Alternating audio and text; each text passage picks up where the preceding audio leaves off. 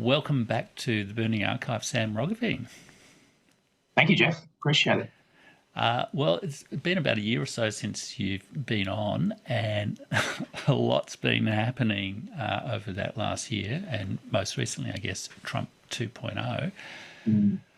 I was just watching the news before. We were all expecting the big tariff announcement. There's talk about bombing Iran and potential nuclear weapon responses, that kind of thing. It's a pretty wild world at the moment. I wonder, you're quite hooked into the sort of international security world and, elites in Australia.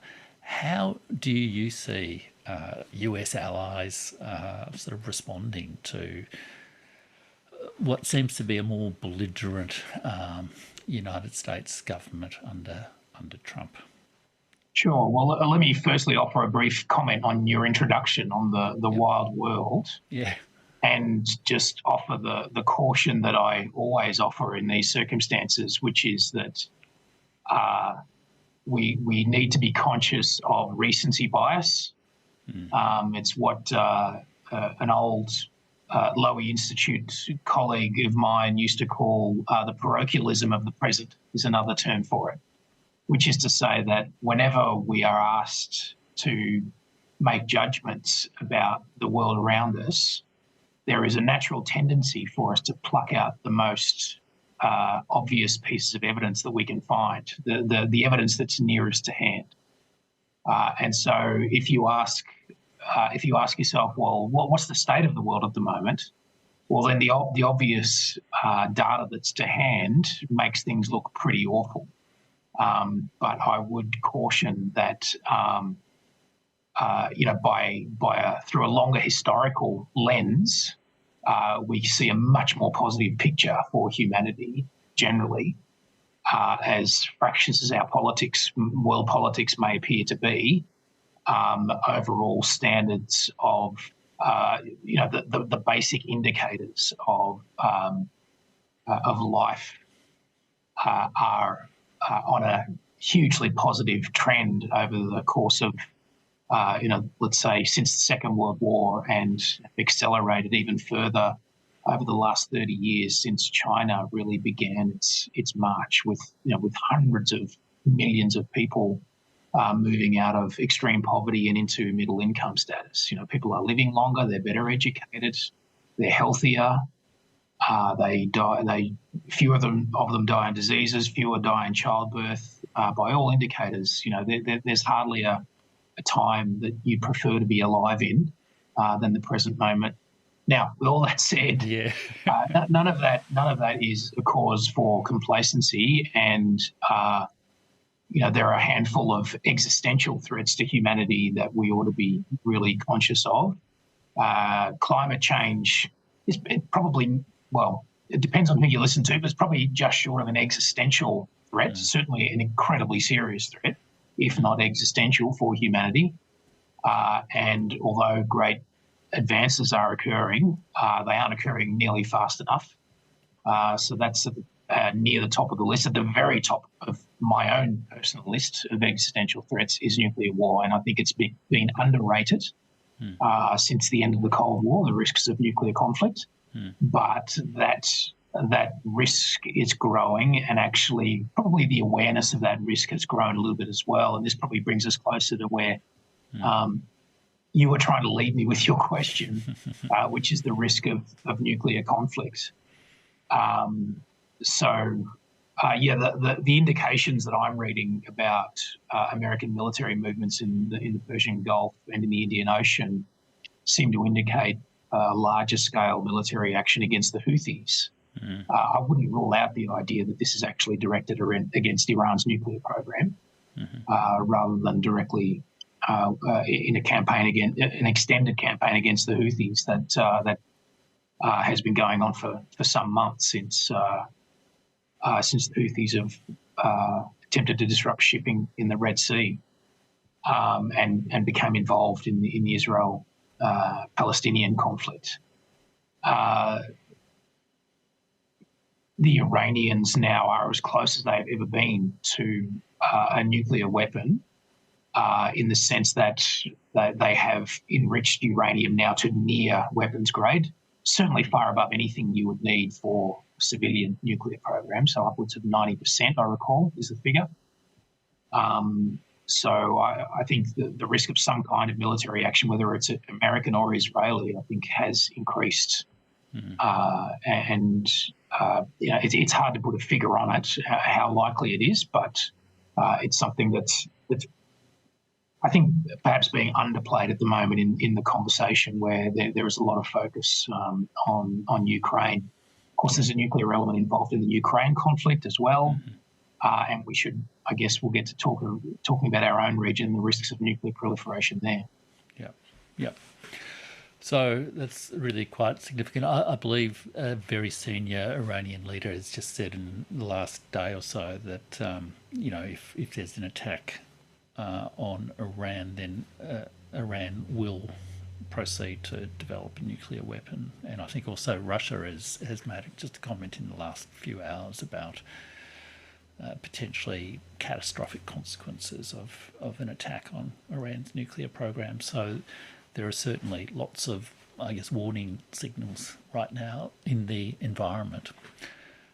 It was interesting that you did talk about a longer-term historical perspective, because to some degree the book that you and Lowy Institute have just brought out from Shivshankar, book, it's like, it's a long essay, short book by Shivshankar Menon, the former Foreign Secretary of India, very much a major figure in India's foreign policy community. India in a World Adrift, and in that book, which I read over the weekend, it's a fantastic book, and I'll have a link in the video description below. It's a really brilliant, description of a world between world orders, he says. And he says there, a world between orders is one of increased risk and uncertainty, but also of opportunity for those with the capability. This is a situation that calls for countries with common interests, such as India and Australia, to play a greater role in shaping the world. So I guess it's that recency bias, that positive negative bias. But I guess the question is, how capable are we of shaping the world right now? Do you want to maybe take Australia first, and then maybe have a bit of a comment on India?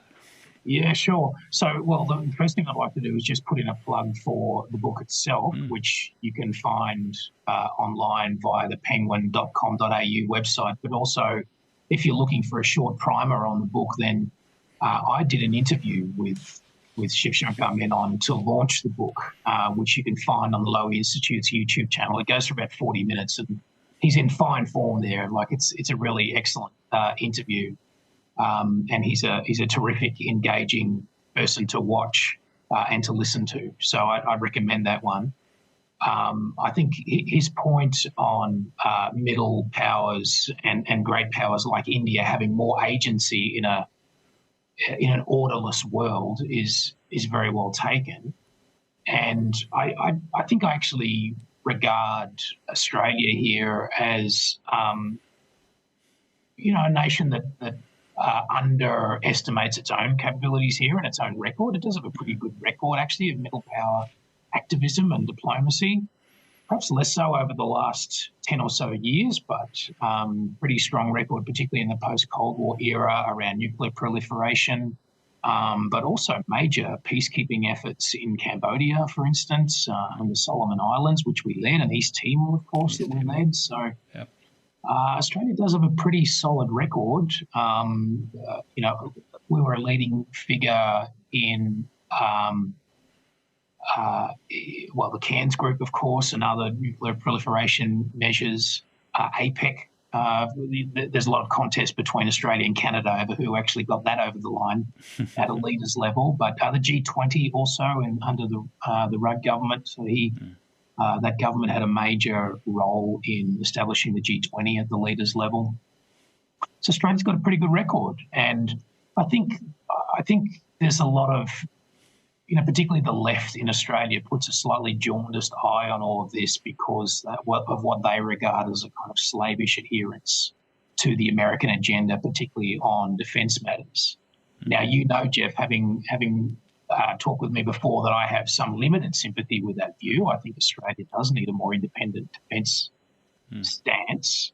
But I say that not out of any kind of acrimony or spite towards the Americans, but really out of a sort of realist sense that we need to develop a more independent defence stance because we have to, because the Americans are not going to be in our corner in the way that we would expect them to, that many in Canberra still expect them to. And that's not a kind of moral judgment on the Americans. It's a brutally realistic judgment about the limits of America's capabilities, but also about its interests. I gave a short speech at the Sovereignty and Security Forum that was arranged by Malcolm Turnbull on Monday at the National Press Club, and I said there that even in the unlikely event that Asia becomes utterly dominated by China, it's not clear that affects America's vital interests.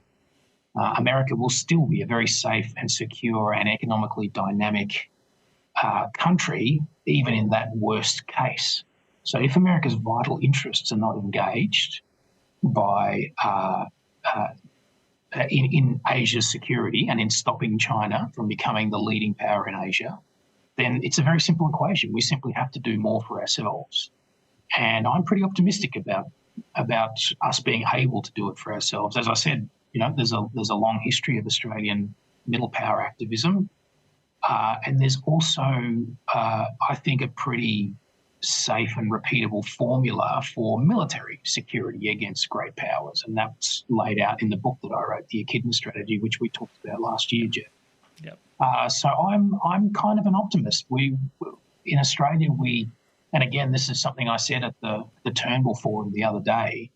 We do, as Alan Gingell famously said, fear abandonment. But when abandonment happens, we actually cope with it really well. Mm-hmm. That was true of the fall of Singapore and the East of Suez doctrine by the Brits. It was true when the Americans inaugurated the Guam doctrine and when they withdrew from Vietnam. And then more recently, we've had they withdrew from the Trans-Pacific Partnership. They initiated the rebalance and then did nothing about it. So all these different occasions, our great power protector has either abandoned us or has fallen far short of the expectations we had for it as an Asia-Pacific power. And of course, we complain about it a lot and we panic about it momentarily, but then we kind of get on with the business and we do pretty well. Yeah. That's interesting. I mean, I want, and I guess I don't quite know where I would place myself on a political spectrum as a former bureaucrat, but I guess I've been pretty critical of the sort of slavish adherence to America on this channel over time. But it does seem to me over the last 10 years or so that we seem to have divested ourselves of a lot of our strengths in diplomacy, and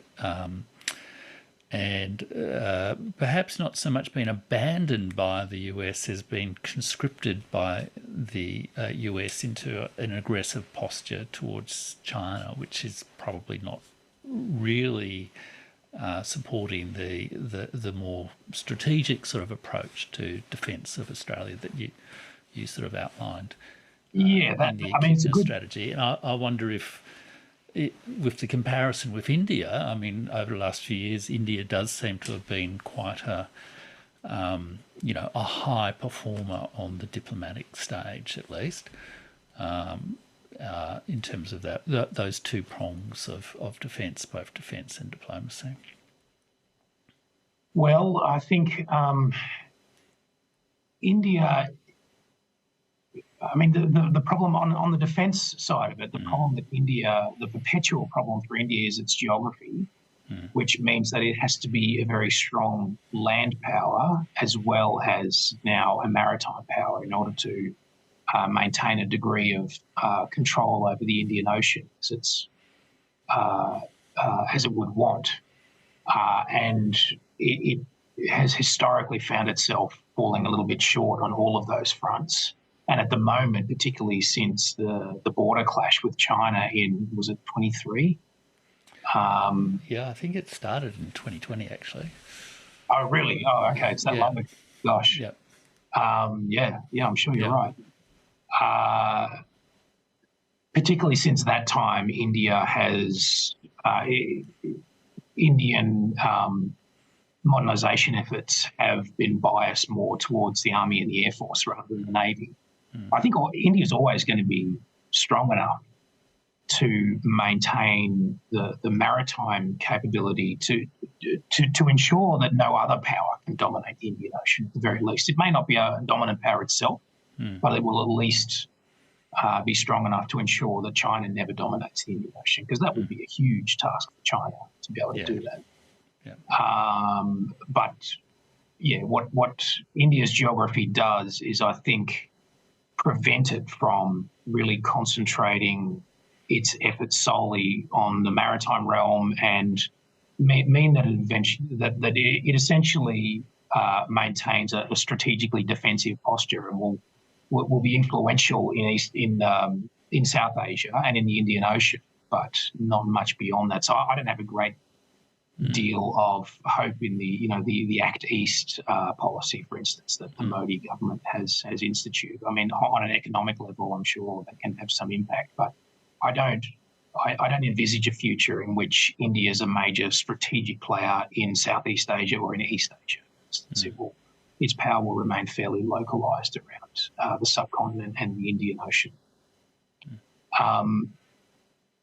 But nevertheless, that's important for Australia, important globally, in the sense that if you believe, as I do, that China has fairly ambitious goals for its place in the world and for its diplomacy, that China wants to become, if not the dominant power in Asia, then at least the leading power in Asia, then India becomes really important in ensuring a check on that kind of ambition, a counterbalance on that kind of ambition.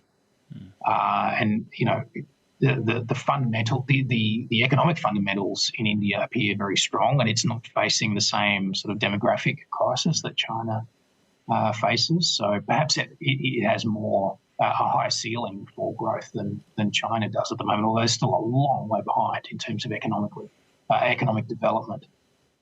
One final thing to note, Jeff, is that when I referred just a moment ago to China's ambitions as a foreign policy player and as a strategic player in the region, other great powers such as India will always try to check those ambitions and frustrate those ambitions. And it's worth noting from an Australian perspective that the one part of Asia where there is no resident great power is Southeast Asia. So that becomes a much more a likely outlet for Chinese ambitions than everywhere else, than the other parts of Asia, where there are other great powers to deal with. Yeah. Long term, I think Australia should want, and as much as possible encourage, Indonesia to be that great power. It isn't yet. It has some of the ingredients, it has some of the preconditions necessary to become a great power, but it's certainly a long way from that point now. Excellent, and we'll come back to Indonesia a bit later in the conversation. It's really interesting set of thoughts on China. I also saw the news just before that apparently President Xi Jinping has just written to Prime Minister Modi, or the President of India at least, offering, I think there was a phrase about a dance between the elephant and the dragon in this letter. So there's a bit of a diplomatic overture, it seems, happening there as well. That was a really interesting discussion of India. I guess the big question everyone around the world is asking at the moment is what the hell is going on in America? And Yeah, at least on the internet, the sort of kind of part of the world that I sort of tune into, there's a whole discussion of whether Trump 2.0 is chaos, change, or continuity. A bit going back to your present bias. What's your assessment of it? Well, I think it's worth starting with that question about continuity, and there's more of it than you might think. Because Trump is such an unusual figure, it's natural, I think, to regard his administration and his politics as altogether novel, and in some sense it is, certainly in presentational terms, and you'd struggle to even use the word diplomacy for some of what of what they've said about their foreign partners, such as Canada. But we can come back to that. Let's discuss the continuity elements.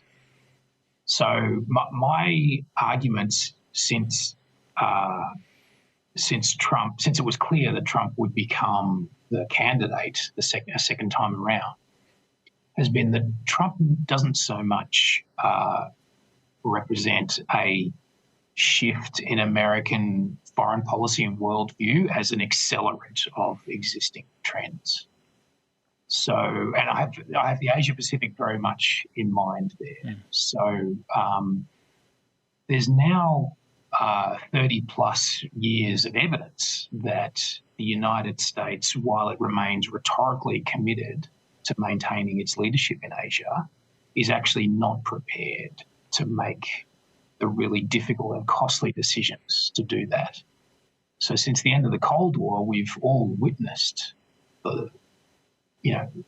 potentially, I think, close to the most rapid, most dramatic expansion and modernisation of any military since the Second World War.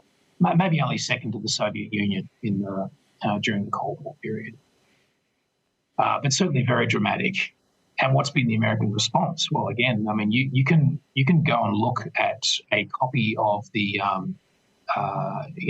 every year the International Institute for Strategic Studies publishes a volume called The Military Balance, which basically lays out in sort of tabulated form the composition of every nation's military.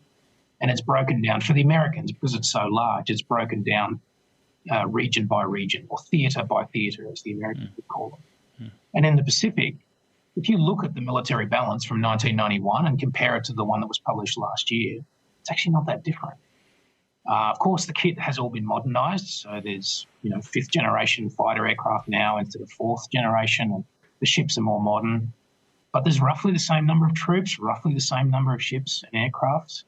Now, modernisation does get you more capability, but it's marginal, It's particularly in the face of this massive expansion of Chinese capability. If the Americans were truly serious about countering China, you'd think something would have happened by now. And the Trump administration, you hear some sounds from time to time that, we're getting ready to rebalance away from Europe and the Middle East and towards Asia, but we're yet to see anything. And, I'm actually still sceptical that we will see anything. So it's not clear that the resolve of the United States is there to implement the rhetorical strategy or the rhetoric of America maintaining its leadership in Asia, or even its status as the primary military and strategic power in Asia. So, as I said earlier, in those circumstances, countries like Australia just need to do more for themselves. Yeah, so the point I was going to make about Trump is that there is very little evidence at the moment that Trump is going to decisively break from that 30-plus year trend. But there is a possibility that it will be accelerated, which is to say that Trump himself wants to withdraw troops from Korea, for instance, or from Japan, or both. I wouldn't call that likely, but it's still more likely than it used to be. I mean, those are Trump's own instincts. And here it's worth just sort of breaking down where the members of his team sit. So before the election, there was a very good paper that came out of the European Council on Foreign Relations, which broke his senior advisors down into three groups: the primacists, the prioritisers, and the third group starts with an R, and I've forgotten it now.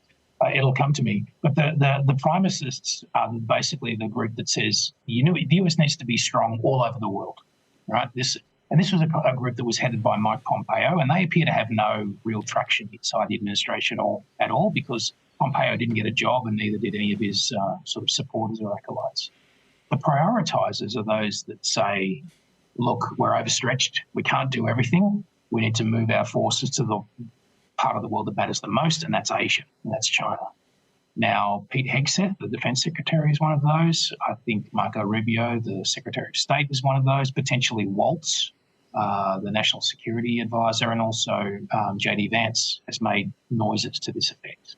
And that's very much the sort of Elbridge-Colby kind of line. Exactly, too, yeah. Exactly. And there was an article in the Washington Post on the weekend which said that Hegseth had issued an interim strategic guidance document. Interim because it's not part of the annual cycle of these documents that they produce. But that document essentially laid down a prioritizer agenda. It said we're going to move out of Asia, we're going to move more forces out of the Middle East, and we're going to put them in. We're going to move out of Europe, we're going to move out of the Middle East, and we're going to put more forces in Asia. And then the third group is the group that basically says, look, we're going to have economic competition with China, sure, but we're not interested in strategic competition. We need to bring our forces home. We're done protecting every other country in the world. We need to protect our own borders. And guess who's in charge of that group? That's President Trump himself. Yeah. This is, and it's interesting on that line that President Trump, has issued guidance to the Pentagon to spend more time protecting the southern border and protecting the oceans around the United States from drug smuggling and illegal immigration and so on.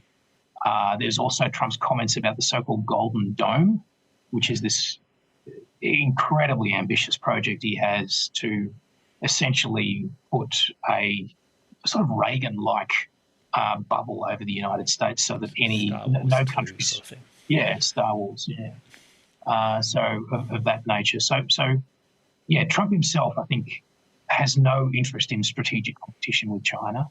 And I think anyone in Taipei who thinks that under the Trump administration that the Americans are likely to come to their aid in the event of an invasion, I think needs to think again. Yeah, and it does seem, given their fiscal situation, they've got quite an ambitious set of goals for reducing their fiscal deficit. They're going to have to cut back on defence somewhere.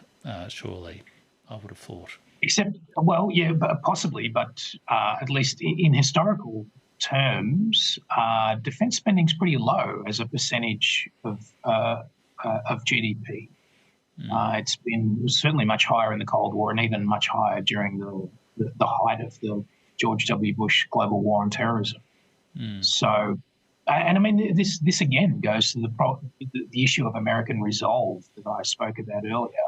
If you believe what American presidents now routinely say, that China is the pacing threat, that China is the strategic challenge for America, why hasn't there been a huge step up in defence spending as there was during the Cold War?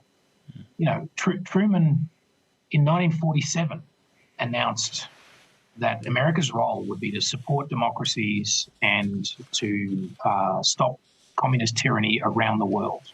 Right? The Truman Doctrine was inaugurated in 1947.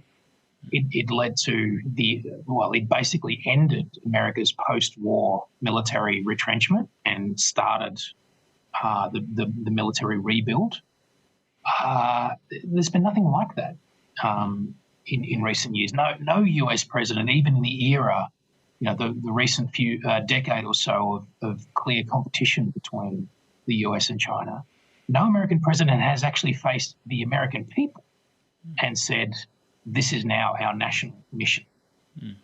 Now, you would think in a competition of this size, you need to get the public on board. You need to get that buy-in. But at the moment, China obsesses Washington, and it's certainly a bipartisan cause in Washington, but I would argue it's largely a beltway phenomenon. it's not something that has captured the American public, and it's not a popular cause in the way the Cold War was.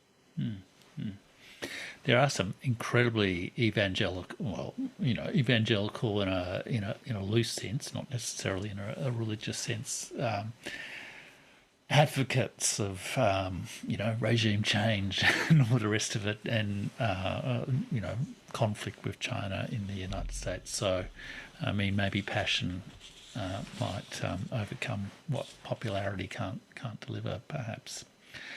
Well, if there's some silver linings to the Trump administration, and there are a few, one of them is that he always behaves as if China is a legitimate power. Yeah.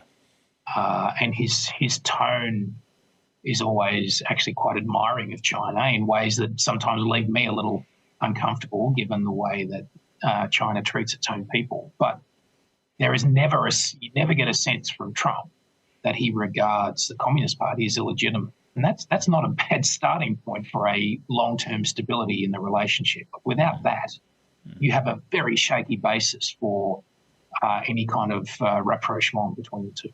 So I guess what you're saying in a way is if we want to find the signal and the noise, we should sort of look at what Trump does in terms of budgets and deployments rather than some of the belligerent rhetoric, perhaps. Is that? Yeah, that's right. Well, belligerent rhetoric from his deputies. But Trump himself is rarely guilty of belligerence in his language towards China. In fact, I'm sure from the perspective of some of his supporters, he's insufficiently belligerent. Yeah. But yes, look for what they're doing rather than they're saying, and that's been true for 30 plus years. I mean, the Americans simply haven't put the work in to maintain their leadership status, their strategic leadership status in Asia. Yeah. Not that they've withdrawn either. It's been pretty much status quo ante over that period in terms of their overall military capabilities. Perhaps a slight rise, for instance, in submarine numbers deployed to the region. They have risen a little bit. But it's also worth making the point, Jeff, that let's assume that they do make a formal decision to move forces out of Europe in order to reinforce their position in Asia. Who would host them? It's not clear to me at all. If they wanted to move 25,000 troops out of Germany, is Japan going to host them? I really don't think so, given the local political problems caused by America's military presence there. It's hard to see that stacking up. And in any case, what would 25,000 soldiers do? This is a maritime domain, not a land. If there's going to be war between US and China, it'll be air and maritime focused, not land focused. So 25,000 troops, not particularly useful anyway. The other point worth making here is that whatever escalation the US decides upon, if any, China is very well placed to match it and to exceed. So what I'm really saying is if there's going to be if the Americans do want to pick up the pace of, increase their military footprint in Asia, China can do that too. And China has a higher ceiling in that regard. So if there's going to be an arms race between the US and China, China will probably win. You mentioned Europe. I was very struck recently when I heard Adam Tooze talking about the German decisions around defence spending and infrastructure and all the sort of debt ceiling and that kind of thing. He was saying that the German army or armed forces are just incapable of sort of moving themselves around the country at the moment because of railway infrastructure and things like this, and that there was a sore need to sort of reinvest, not just increase spending, but actually direct it towards genuine defence of Germany, I guess. And it struck me in a way as a little bit similar to some of the arguments you made about in the Echidna strategy that, defence strategy shouldn't just be about how much, but, why and how. How do you see the US-Europe relationship developing with some of these sort of tensions, the really pretty hostile rhetoric from some US government officials towards Europe. Yeah. I mean, that to me has been the most shocking aspect of the first 2 months of the Trump administration, that and the attitudes to Canada, which, look entirely self-defeating and counterproductive to me. I mean, it's hard to pick any logic out of this at all when there are some who attempt to sort of draw threads through some of these crazy maneuvers and say, well, there's a grand strategy at play here. Well, I'm not convinced just yet. Greenland, for instance. I mean, who can make heads or tails of why that's suddenly an issue? Like, why is that a key security concern for the United States? I don't really understand it. And actually, just as an aside here, it's worth for your viewers and listeners to get a sense of the craziness, the weird and unexpected world that we're in right now. Go and look or read then Prime Minister Trudeau's statement after Trump first announced tariffs against Canada. It only takes 5 minutes to read. It was an address to the nation that he gave. It sounds like a wartime address. And that in itself I found deeply shocking. For that to come from a Canadian Prime Minister talking about the United States. So it really is a deeply shocking moment. The big question is whether any of this can be reversed. Maybe certainly not under the Trump administration itself, but let's say a Democrat is elected in 4 years' time. Would any of this be totally reversed? I really don't think so, for reasons that I sort of alluded to earlier, that American retrenchment is a very long-term trend, and that applies to Europe as much as it does to Asia. And in a sense, it's not unwelcome, and the Trump administration's done the Europeans a favour of finally kicking them into gear. The European economies collectively are about 10 times the size of Russia. They should be able to defend themselves. It's really not fair for them to ask the Americans to do it for them. They should be doing it themselves. So militarily and economically, this is not an insurmountable problem for the European NATO members. They also have despite the fact that they themselves are still underarmed, European countries have very sophisticated military industrial players on the world scene. They routinely win major defence contracts around the world, including in Australia. So it's a very good basis on which to work from to begin a rapid modernisation and expansion of European military forces. So from a military and military industrial perspective, this is perfectly doable for the Europeans. They can defend themselves without America. I think the big problem is political here. So, the old joke about NATO is that it's designed to keep the Americans in, the Russians out, and the Germans down. That last bit about keeping the Germans down, that's the bit to focus on, because I think the leadership of the United States has allowed for the perpetual deferment of the question of European leadership. So, back in the 70s, Kissinger famously asked, if I want to talk to Europe, who do I call?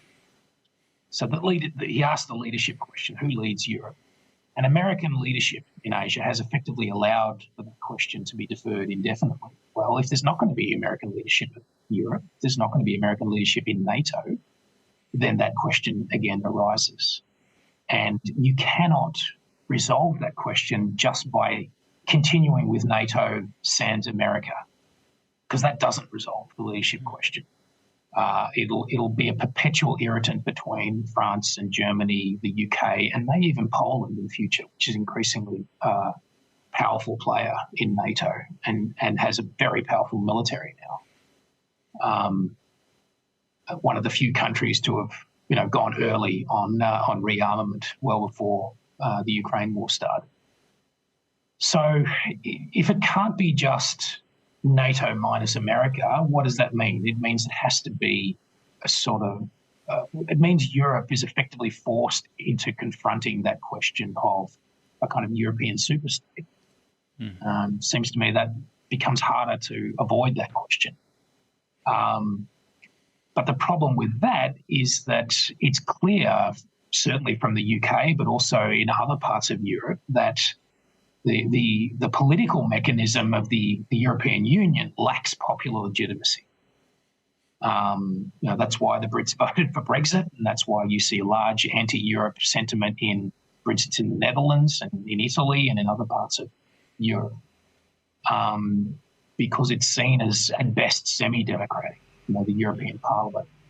So, on a strategic level, it seems like some much higher degree of European unification is necessary in a post-American Europe.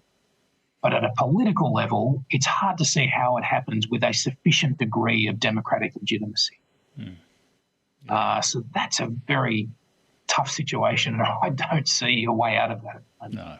I mean, it's going to be a big problem for the next 20 years. I mean, my personal feeling about it is, in a way, if the United States does adopt a less aggressive posture towards Russia than what it's had for the last 30 years, that potentially creates an opportunity for Europe itself to have a better balance of diplomacy and genuine defence rather than American offence in its sort of strategy, and then maybe that also creates a better set of conditions for it to sort out the political sort of integration issues. But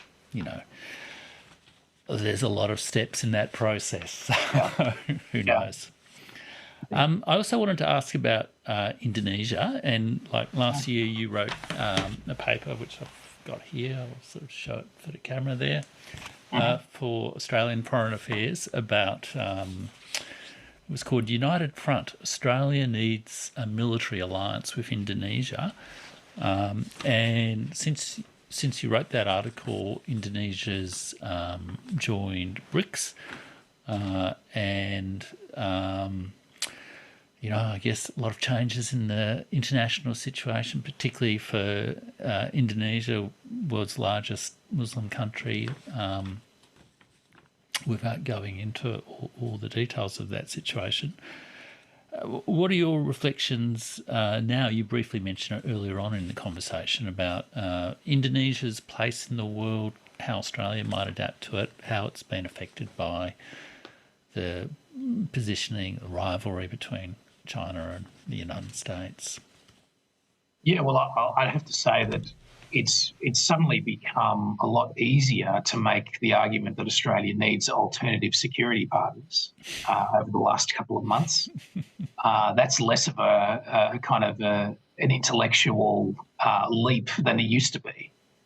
But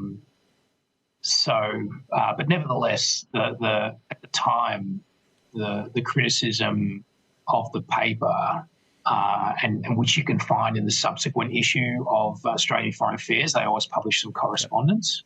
And what you see there is, which I actually found fairly encouraging, is basically a judgment that the idea that I proposed is impractical. And I don't mind that line of criticism, because what it tells me implicitly is that you don't think it's a bad idea in theory, you just think it's going to be hard to implement. My response to the practical problems is, first of all, to acknowledge many of them, and I did in the essay itself, but also to say, look, you'd be shocked at how quickly things can change. And actually, a point I made in the Echidna strategy is that when Russia invaded Ukraine in February of 22, so that, if I recall correctly, that was a Thursday that the invasion happened. And by 3 days later, on the Sunday, the German Chancellor had announced a complete reversal of German foreign policy over the last 3 decades. So the Germans had been the most pro-Russian major power in Europe. They had huge energy deals with the Russians. They had laws preventing them from exporting weapons to war zones. They had always underperformed in terms of their military contributions to NATO, their defence spending. Well, they turned that around in the space of 3 days after the Russian invasion of Ukraine. So it's just an example of how quickly circumstances can impose themselves on countries. I don't expect anything that dramatic to happen in Indonesia's case, but as China's capabilities and as China's ambitions expand, it's naturally going to butt up against Indonesia much more quickly. And in that event, I expect, the Indonesian will be forced into making some tough choices. And what we as Australians, I think, should hope is that Indonesia becomes a kind of counterbalance to China in Southeast Asia, and a great power that can check China's ambitions. Now, I would stress that doesn't mean that we want to encourage Indonesia to become more pro-Western. I mean, if there's anything that is going to make Indonesian elites run for the hills, it's the suggestion that they need to join them, with the US and with Australia to become a kind of, pro-American deputy sheriff in Southeast Asia. No, that's not it at all. It's in fact Indonesia becoming a pole in and of itself, a great power in and of itself. And I would stress that, first of all, there's been a lot of progress in Australia-Indonesia relations in recent years, and just last year we had a new defence cooperation agreement that upgrades the relationship between the two defence forces even further. That's good news. But unfortunately, I think actually AUKUS acts against the ambition to become ever closer with Indonesia. And actually, it's counterproductive around Southeast Asia. When the Southeast Asians send very careful signals about AUKUS, and some have been, if not positive, then at least leaning towards acceptance, put it that way. But if there's one thing that unites Southeast Asia, the ASEANs, which is very difficult to get them to agree on anything, but I think if there's one sentiment that unites them, it's that they don't want Southeast Asia to become a theatre for competition between the great powers. AUKUS does exactly that. Yeah. Because when we invite the Americans to build a nuclear submarine base at HMAS Stirling in Western Australia, and we upgrade our airbase in Northern Australia at RAAF Tyndall, we are offering the Chinese a huge incentive to operate through and in and through maritime Southeast Asia in order to target those facilities. Right? They're going to want to hit, in a wartime, they are going to want to hit those facilities. And to do that, you have to sail through Southeast Asia and through the Indonesian archipelago. Yeah. And Australia, in order to get towards China, is going to have to sail through the Indonesian archipelago and through maritime Southeast Asia. Yeah. So I think this is encouraging the very thing that the Southeast Asians say most consistently they don't want. Yeah. Well, we can wish maybe someone will get rid of AUKUS, although it probably won't come from the current political leadership in Australia on either side. And of course, viewers might be aware that there is an election campaign going on in Australia at the moment, and certainly I'm not, and you're not affiliated to any political sort of perspective. I mean, you have your views, etc., but not to any political party. So just clarifying that for viewers. I was going to ask in relationship to India that we did actually discuss before, but it comes out in your discussion there about the I guess security in maritime Asia. That one of the comments in Shivshankar Menon's book is that in maritime Asia, a ring of states have hedged against declining US interest and unpredictability of US domestic politics. I mean, wow. Are there prospects, maybe also looking up towards Japan, South Korea, etc., for some different sort of rebalanced set of security arrangements around maritime security in Asia, especially if competition between China and the United States can be kept to a sort of a manageable level? Well, I think that there's certainly a lot of hope on the Australian side that there can be that we can, substantially upgrade relations, security relationships with both Japan and South Korea. In fact, lots been done already in that regard, particularly between Australia and Japan, allowing Australian forces to much more easily visit Japan and operate from there and exercise there. There is a tendency, I think, though, to read those kind of moves as signifying much more unity in security objectives and core security concerns. I would caution against that.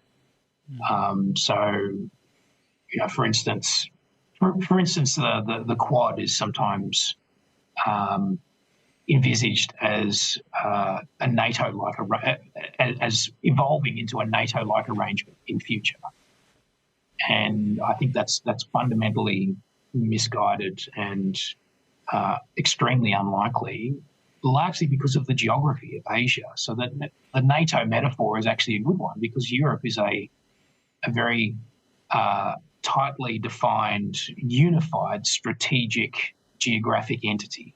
It's a single. So it makes total sense, for instance, for the Germans or for the French to say, well, a threat against Germany is a threat against us. That makes total sense, right? So therefore you ally with Germany, and because the sum of your two military forces are going to be greater than defending yourself independently. That logic just doesn't apply to the members of the Quad, or certainly doesn't apply to Korea and Japan and Australia either. No security threat to Japan is going to be a vital security interest to Australia in the way that a threat to Germany is a threat to France, for instance, because they're too far away, right?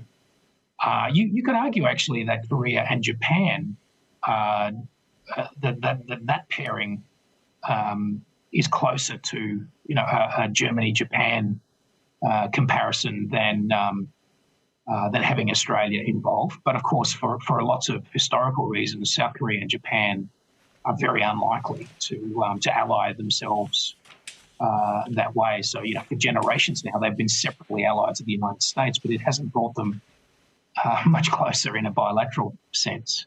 No. But I think the other thing to mention in that regard, and this takes us back to the previous question, is that same sort of geographical logic that I just described applies very well to Australia and Indonesia.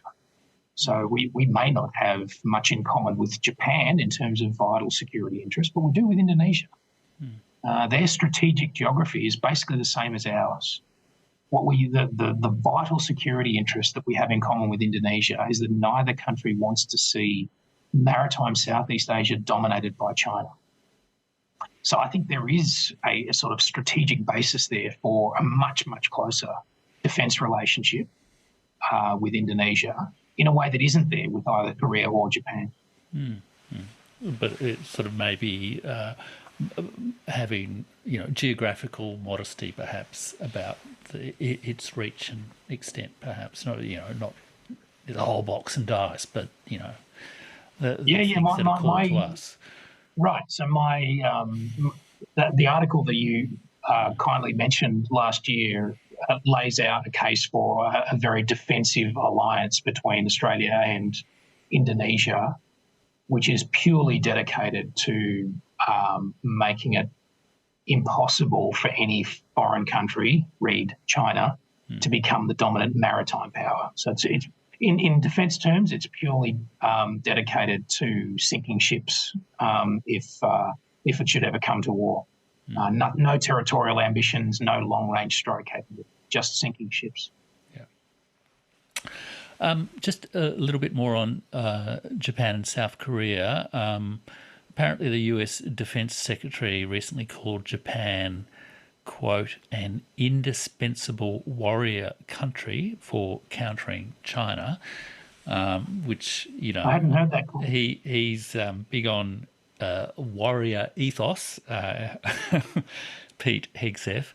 I can't imagine a comment like that would go down terribly well within Japan at the moment. I might be wrong, but it does seem to be a little bit, not terribly diplomatic. And also Japan, South Korea and China have just over the last week or so announced a regional trade sort of agreement. I also noticed that the Asia Society president and former foreign minister of South Korea, Dr. Kwang-Hwa Kang, in an interview with Dr. S. Shivshankar at the Raisina dialogue, was really quite insistent that she didn't want Japan or the general view in Japan and South Korea is we don't want to be part of the Quad. We don't want to over securitize our sort of relationship with China and each other. And it seems that in both Japan and South Korea, with the impeachment decision pending in South Korea, there is, a maybe growing opposition to the depth of the US alliance. How do you see Japan, South Korea maybe navigating their way through these tricky waters where, they clearly want a broad-ranging, not just a adversary type relationship with China, and yet also maintaining security connections with the United States? Well, I'll focus on the relationship with the United States. That's where I've got the most to say. It's I think the direction of movement's already pretty clear in South Korea in particular, and it's worth saying here that that I think I made the point earlier that we shouldn't read in, when I say that the Americans are reluctant to really commit themselves or commit the resources necessary to counter China, we shouldn't read that as a lack of American courage. In fact, it's a very rational national interest decision that, okay, this would be a very expensive contest with China, and since our vital national interests are not at stake because we're a very secure country anyway, it's probably not in our interest to stage such a contest. So the Americans, I think, are making a very rational decision, and we ought to respect that decision, even though they don't admit it even to themselves that they are making this decision. I think the direction of movement is very much in that along that path.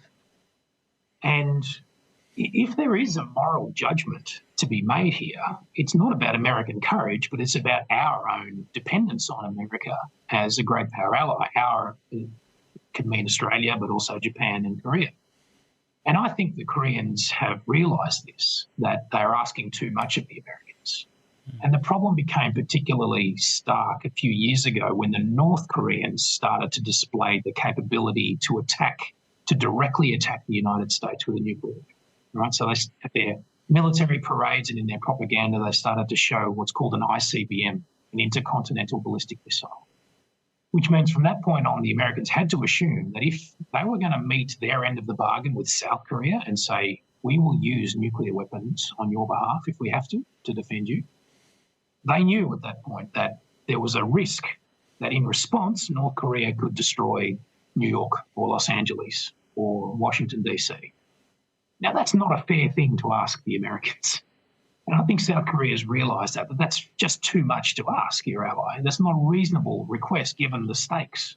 So America would clearly prefer that North Korea didn't pose a military threat to South Korea, but is it worth risking New York or Los Angeles or San Francisco for that objective? No, of course not. It's not that important. It's not a vital interest for the US. So I think implicitly the South Koreans have realised this and they've said, you know what, we can't rely on American nuclear weapons to defend us anymore. We have to build our own deterrent. Now, they haven't gone so far as to build their own nuclear weapons, although it's worth saying there is overwhelming public support in South Korea for an indigenous nuclear weapon. They haven't yet gone that far, but they have developed various very sophisticated delivery systems for nuclear weapons, including submarines that can launch ballistic missiles. Now, there's no other country in the world that has submarines like that, which doesn't also have nuclear-tipped missiles. South Korea is the only country at the moment that has those submarines, but with conventional missiles on board. So that's an anomaly right there, and it's a signal that the South Koreans are moving in that direction. So I think quite rationally they've decided, well, we simply can't rely on American extended deterrence anymore. We have to do it ourselves. If the South Koreans take the next step and actually develop their own nuclear weapon, then I think almost inevitably the Japanese would move in that direction too. Of course, for historical reasons, it's much harder for South Korea to take that step. But they could do it. They have all the capabilities. Unlike South Korea, in fact, Japan has lots of fissile material. So there are experts who say that the Japanese could build a crude nuclear weapon within a year. They already have the raw materials for it. Yeah, Korea doesn't. South Korea doesn't have that raw fissile material. They could develop it, but it would take several years. So, I think, again, this is a function really of America deciding not to take on the contest with China. And it's independent of Trump. Trump's an accelerant, perhaps, but it's not because of him that trust in the American alliance system in Asia is eroding. It's a natural consequence of America making a rational decision that, wow, China is really big, and taking on China is just too big of a job for us, given that we're a very secure country anyway. Yeah, exactly. It's interesting you mentioned the I guess nuclear proliferation risks might be a way of summarising that sort of point there, because I think Dr. Kang mentioned that in her conversation with Dr. S. Shivshankar, and he was actually asked a question at the dialogue from someone from the Polish government, I think, or at least from Poland, maybe not from the government, but from the foreign policy community of Poland, where they were seeking, so some people in Poland were thinking, well, maybe we should get a nuclear weapon as well. Oh, in fact, Prime Minister Tusk has speculated openly about a Polish. Yeah. So I guess we all need to perhaps refresh ourselves on the potential consequences of the use of any nuclear weapons in the contemporary world. Yeah. Which is a bit of a scary thought to finish on, Sam, but I did want to ask you one last question. I do like to, because, often geopolitics channels, it's, people who are talking about issues that they never really have, like, I'm never going to get anywhere near a discussion about Australian diplomacy, probably. They're issues that we have very little control over, but the overall question that Shivshankar Menon talks about in A World of Disorder is, I guess we've all got an opportunity to respond with capability to this sort of shifting world, the shifting perceptions of it, and, not succumbing to the doom scrolling of the latest bad news. What would you say is one thing viewers could potentially do just to build their capability of, I guess, responding positively to this changing world, or this world between orders, as Shivshankar Menon describes it? Well, as well as the usual list of that you would expect of becoming, of educating yourself, making sof you get a breadth of opinion, which, despite all the skepticism about the effects of social media and of the online world, it's easier than ever to get a breadth of views if you want it. I'm a bit of a skeptic when it comes to these claims of echo chambers. I mean, there have always been echo chambers in the world, but actually it's easier to break out of them than it's ever been. So with a moderate amount of effort, you can do it. So I'd encourage people to do that. And the sort of the universal complaint about the internet is that it's too big.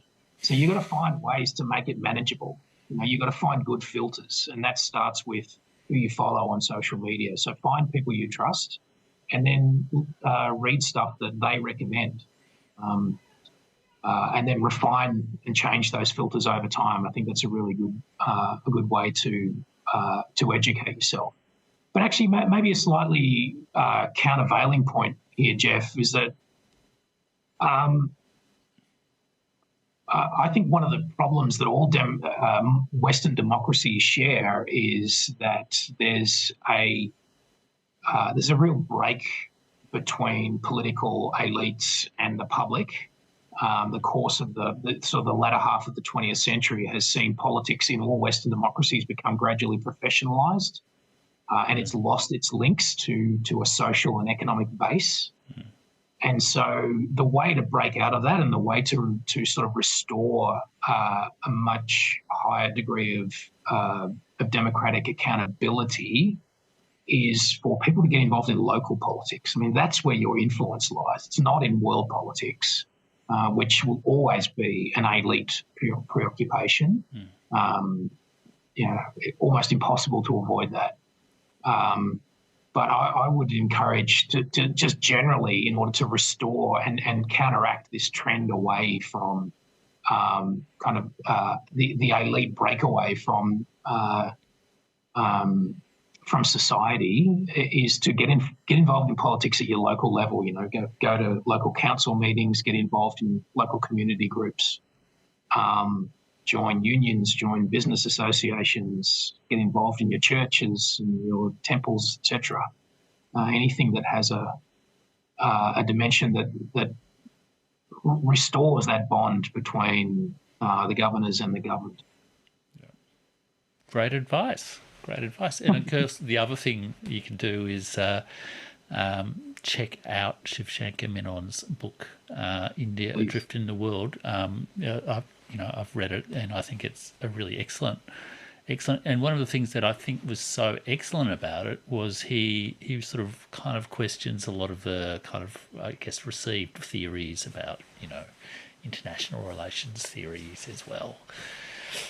Rules-based order, there hasn't been a binding agreement on anything important for years. So it's a very what are we talking about? It's a refreshingly, I guess he's tried to see the world clearly as it is rather than just apply a theory about the world. So I think viewers will really enjoy that book. Thanks so much for joining me, Sam. Great, Jeff. I really enjoyed it. Thank you. Fantastic.